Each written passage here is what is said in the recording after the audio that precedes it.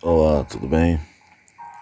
Neste vídeo eu queria, não sei nem se vou me sair bem, mas eu queria tratar dessa ideia, desse fantasma maior na nossa existência, desse grande irmão que, querendo ou não, está aí em cada momento da nossa vida e que alguns demonizam, outros idolatram. Alguns veem como o mal maior a ser combatido, outros como uma condição sine qua non para a continuidade da civilização humana. O Estado. Acima de tudo, o que se percebe é que tanto aqueles que defendem o Estado mínimo quanto os que defendem o Estado máximo vivem dentro e dependem em grande parte dele. O Estado está em toda parte e está lá nos momentos que menos gostaríamos e menos precisamos dele. E o que é o Estado, afinal de contas? Pode haver muitas definições, mas eu prefiro criar uma que vai direto à raiz da questão. Estado é o poder que a sociedade tem sobre você. E sociedade, nesse caso, são os outros. São todos esses outros aí à tua volta. Não que eles tenham consciência disso, claro, mas o Estado se configura exatamente nessa barreira intransponível, à tua vontade, nesse conjunto de regras que, para serem aplicadas, se valem da coerção, da força, e que se aplicam indistintamente a todos, mas cada um gostaria que se aplicasse a todos os demais, menos a ele.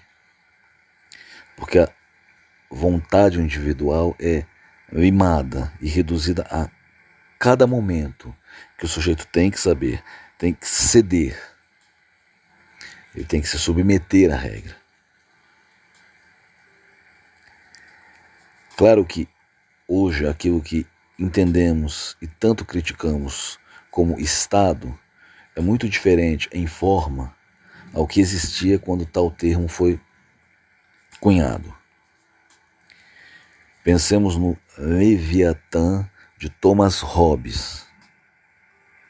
Ali, o Estado é visto como o resultado de um acordo, um poder acima de todos os cidadãos que impede que esses cidadãos se entredevorem. É fruto de uma conclusão perfeitamente racional, que é melhor ter o poder concentrado nas mãos de um só do que cada um poder fazer o que bem entender, certo? É claro que o corolário do Leviatã é a defesa intransigente da monarquia, o que acarreta problemas como quem controla o poder do soberano, quem coloca limites nele.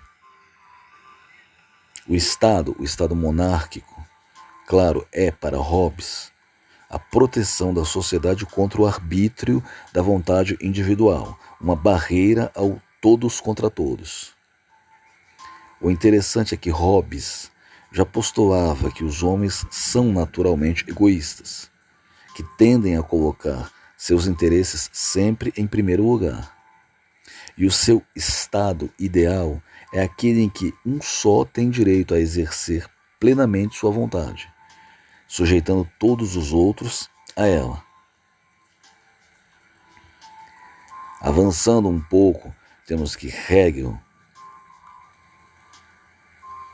em Hegel, o Estado é a representação, a encarnação da própria moralidade. Tudo o que existe na sua estrutura, tudo o que sai dele, tem que ser revestido pela força da ética absoluta. Isso lembra um pouco a ideia de Platão, que a república, ou seja, o Estado ideal, tem que ser governada pelos melhores entre os homens, de modo que se saiba que qualquer coisa que eles decidam é o melhor para todos, pois se pensou muito em todas as alternativas. E tanto para Platão quanto para Hegel, o indivíduo deve se sujeitar ao Estado. No caso deste último, porque já se encontra vivendo naquele que é o melhor de todos os estados que já existiram. E tudo que o sujeito tem a fazer é replicar na sua vida os valores éticos que o Estado defende e corporifica. Nem preciso dizer que tanto Hobbes quanto Hegel falam do Estado em termos idealizados. E é claro, se nós tivéssemos certeza absoluta que o poder estatal está nas mãos de seres inteiramente éticos, teríamos dificuldades em criticar o Estado, ainda que sendo limitados por ele.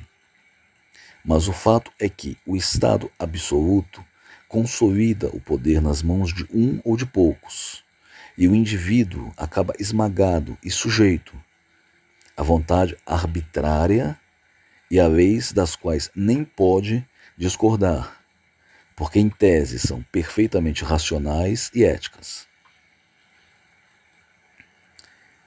Também por isso surgiu a crítica de Karl Marx ao pensamento hegeliano, de como Hegel via tudo de forma idealizada, distante das preocupações do homem real.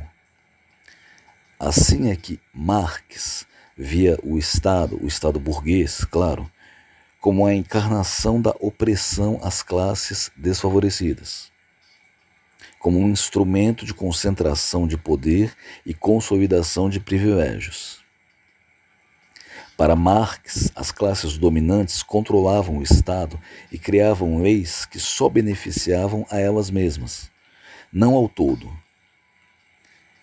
Se para Hegel o Estado tinha que ser idealmente ético a toda prova, o que significava ser justo para todos, para Marx isso só funcionava na teoria. Por isso mesmo ele concebeu sua brilhante ideia da ditadura do proletariado, ou seja, colocar o Estado a serviço dos que mais precisam, até o momento em que ele simplesmente não seria mais necessário. Por outro lado, foi também a reação contra o Estado absolutista que fez surgir a ideia do Estado laissez-faire capitalista. Segundo essa visão, o ideal não é nem concentrar o poder estatal nas mãos de poucos, nem sonhar com a abolição do Estado, mas sim criar um Estado que intervenha o mínimo possível na vida dos indivíduos, só se preocupando com assuntos realmente essenciais, como a segurança.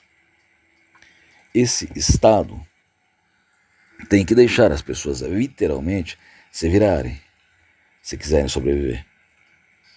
Mas uma crítica que se faz a ele é que, embora o poder não esteja concentrado nas mãos de um só ou de alguns, a riqueza acaba estando. E quem é pobre acaba naturalmente esmagado. Como uma alternativa mais, digamos, humanizada desse tipo de Estado, surgiu o welfare state, o estado de bem-estar social. Para esta forma de Estado, a sociedade só pode estar bem quando todos os cidadãos vivem igualmente bem. Como se sabe, existiram e ainda existem tentativas de realizar o Estado marxista, de abrir caminho para o tal do comunismo e a tal abolição total do Estado. Mas, de modo geral, podemos dizer que as duas formas de Estado que realmente ocupam a nossa atenção hoje são o laissez-faire e o welfare state.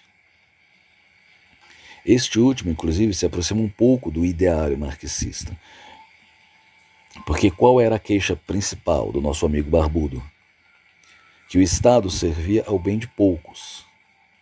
Já o welfare state parte exatamente da premissa que todos os cidadãos têm que ter mínimas condições de vida.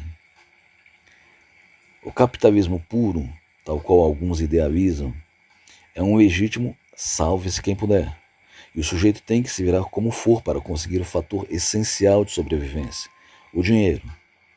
Já no welfare state, o indivíduo paga muitos impostos, claro, mas tem mais segurança de que, se ficar desempregado, por exemplo, não vai morrer de fome.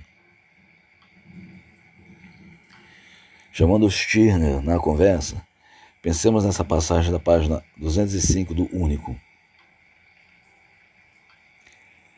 O Estado tem sempre apenas o propósito de restringir, domar, subordinar o indivíduo, submetê-lo a alguma generalidade. Dura apenas enquanto o indivíduo não é tudo em tudo, e é apenas a limitação mais claramente definida de mim mesmo. É minha limitação, minha escravidão. Um Estado nunca visa incentivar a atividade livre dos indivíduos, mas sempre aquela atividade vinculada ao interesse do Estado. Nada de comum acontece por meio do Estado, assim como não se pode chamar de tecido o trabalho conjunto de todas as partes individuais de uma máquina. É antes o trabalho de toda a máquina como uma unidade. É o trabalho típico de máquina. Da mesma forma, tudo acontece através da máquina estatal, porque move as rodas dos espíritos individuais, nenhum dos quais segue seus próprios impulsos. O Estado procura coibir toda atividade livre por meio de sua censura, sua vigilância, sua polícia, e considera essa restrição como seu dever, porque, na verdade, é um dever de autopreservação. O Estado quer fazer algo das pessoas, então só pessoas fabricadas vivem nele. Todo aquele que quer ser ele mesmo é seu oponente, e não é nada. Ele não é nada significa algo como o Estado não o usa, não lhe dá nenhum cargo, nenhuma função, nenhuma finalidade comercial e coisas do gênero. Aqui o Stirner toca na raiz do problema que o Estado representa, seja qual a forma que assuma. Para se livrar dessa escravidão, dessa necessidade de só ser algo, só fazer algo com a chancela do Estado, o indivíduo tem que aceitar o preço de ser nada. Se o Estado está em tudo o que é feito, tudo o que acontece na relação entre dois indivíduos, então não sobra nada para a iniciativa individual. E o sujeito que quiser se livrar definitivamente disso tem que se tornar um proscrito. Tem que, por assim dizer, sair da história. E como ele faria isso? Perceba que aqui entramos, aparentemente, num beco sem saída conceitual, mas só aparentemente. Porque, voltando à questão da forma da coisa, quando começou exatamente a ideia de que o estado em que o sujeito se encontrava não era ideal?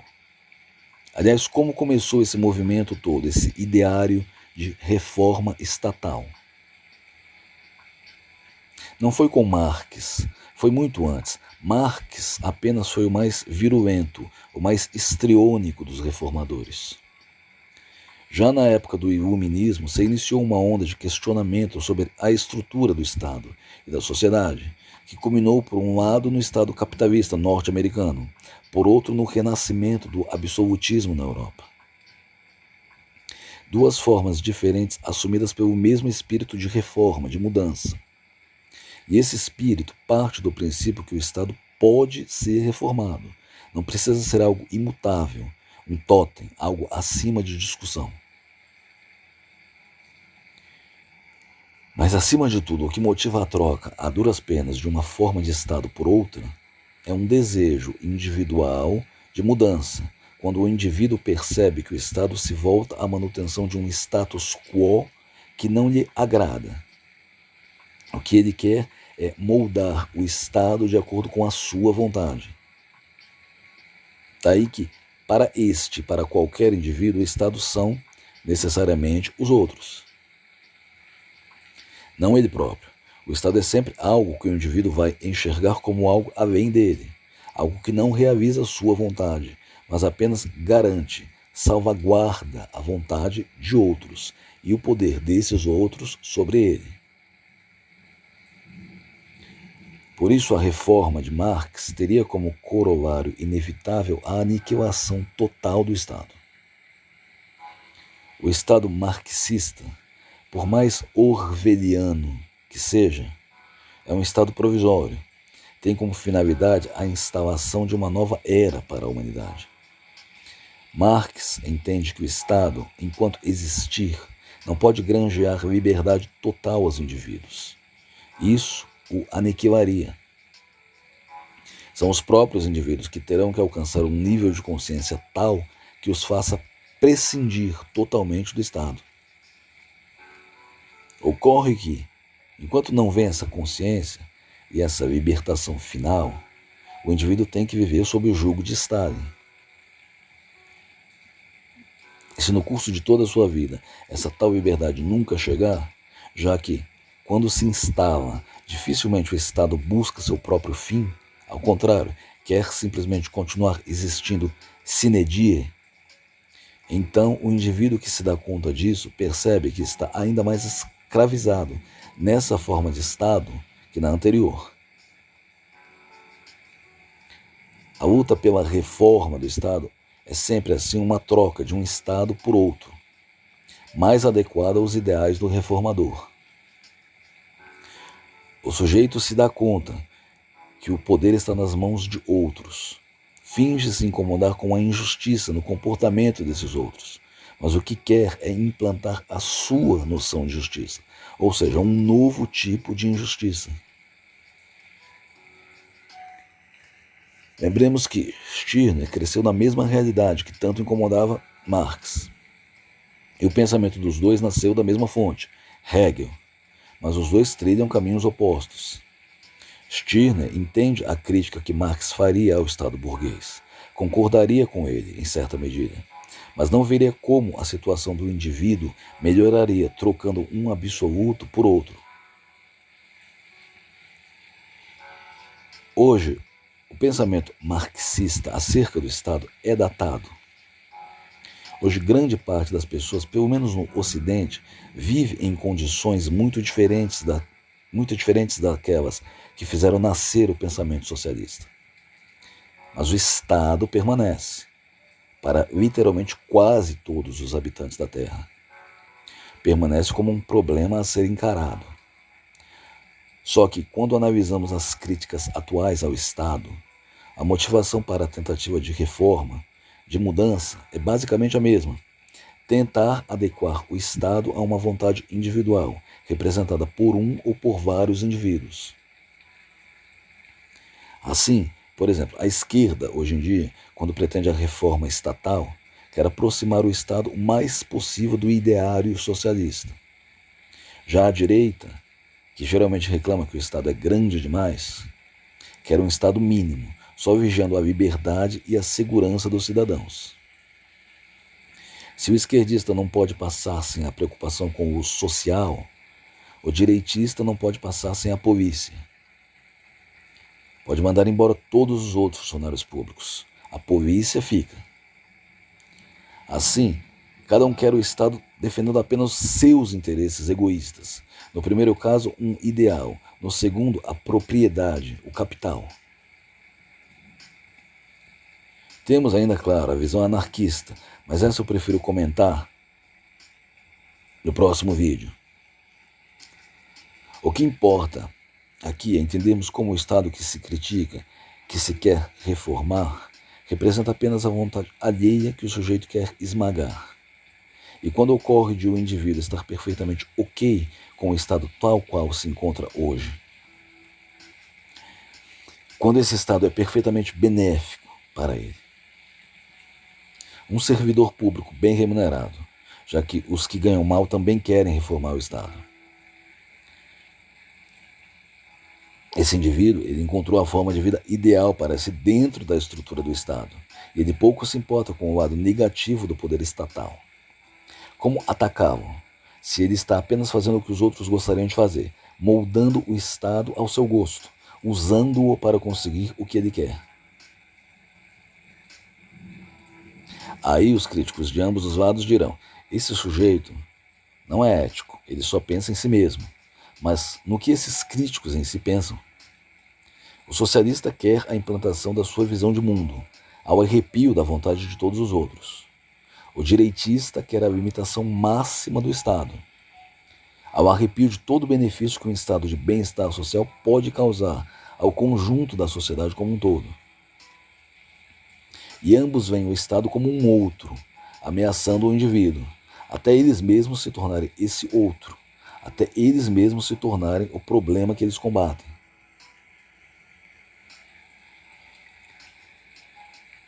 Ocorre que essas duas formas de Estado são duas faces da mesma moeda. Ambas apresentam ao indivíduo um caminho único a seguir. A primeira se alicerça na preocupação social, humanista. A segunda na defesa da propriedade, aqui entendida no sentido sancionado pela sociedade, aquilo que a sociedade quer que o indivíduo possua. Nem a preocupação social, nem a propriedade, a posse de capital podem levar o indivíduo a se libertar. Porque ambas as ideias se convertem em ideias fixas, um fim em si mesmo. Num caso, o sujeito acha que compreende os outros e pode falar em nome deles. No outro, o sujeito se deixa escravizar pela noção de que sua vida só está garantida com a posse de bens, de dinheiro. A única coisa que o Estado deveria proteger seria essa posse. Ambos não conseguem nem enxergar as limitações no seu próprio raciocínio, nem um lado positivo no raciocínio alheio. Em ambos esses estados não é possível uma liberdade real, porque neles a liberdade é consentida, não conquistada pelo próprio sujeito. Você só é livre na medida em que se adequa ao modelo de homem defendido por aquele Estado. Qualquer coisa que você faça é necessariamente mensurada e avaliada de acordo com um padrão pré-definido. Quando eu falei sobre a Ayn Rand, eu disse que ela se aproxima de Marx pela via transversa. Parte de um ponto de vista diametralmente oposto, mas chega à mesma conclusão básica. O indivíduo precisa de um código de moralidade que esteja acima dele. E daí que o Estado seja sempre a corporificação dessa moralidade. Ele é a expressão mesmo dela. E ele é necessariamente o outro, os outros. Porque quando o sujeito está nele, não o enxerga como algo danoso. Ao contrário, nem o enxerga como Estado, mas como a própria moralidade, como uma necessidade de controle. Ruim mesmo seria o Estado que o inimigo quer implantar. Assim, toda crítica se torna redundante e não visa resolver o problema que o Estado representa, mas deixá-lo de lado e partir para o que interessa: o poder. Por isso, Stirner diferencia no único a revolução, que visa trocar um Estado por outro, da revolta, que é a insurgência do indivíduo contra as suas condições de vida. Ele percebe que elas são insatisfatórias e quer mudá-las, não para implantar um novo Estado, mas visando seu único e exclusivo benefício. De novo nas palavras de Stirner: revolução e revolta não devem ser considerados sinônimos. A revolução consiste em uma reviravolta das condições, da condição ou status existente, do Estado ou da sociedade, e é, portanto, um ato político ou social.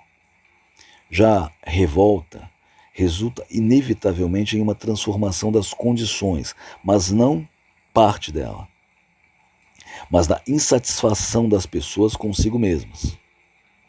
Não é um levante de um grupo, mas uma rebelião de indivíduos, uma sublevação que não leva em conta as instituições que dela brotam. A revolução visa erigir novas instituições. A revolta nos leva a não mais nos deixarmos organizar, mas a nos organizarmos a nós mesmos. Ela não deposita qualquer esperança nas instituições. Não é uma luta contra o status quo, pois quando ele prospera, o status quo desmorona por si mesmo. É apenas uma forma que o eu encontra de se libertar desse status quo.